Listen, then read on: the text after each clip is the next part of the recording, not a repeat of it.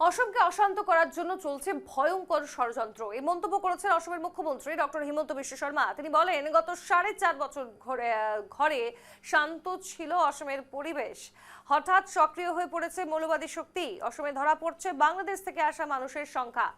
বাংলাদেশেও হিন্দুদের উপর বেড়ে চলেছে অত্যাচার। নির্বাচনের প্রতি লক্ষ্য রেখে সকলকে সতর্ক থাকার পাশাপাশি সবাইকে একতা ও সমন্বয় বজায় রাখার আহ্বান জানিয়েছেন মুখ্যমন্ত্রী।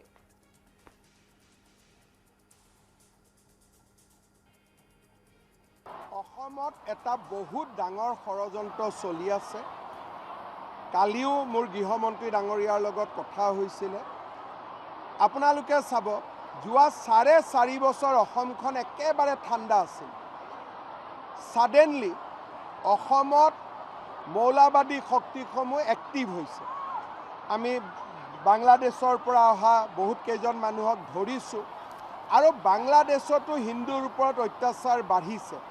গতিকে ইলেকশ্যনলৈকে আমি সাৱধান থাকিব লাগিব আৰু সকলো মানুহে একতা আৰু সমন্বয় বজাই ৰাখিব লাগিব।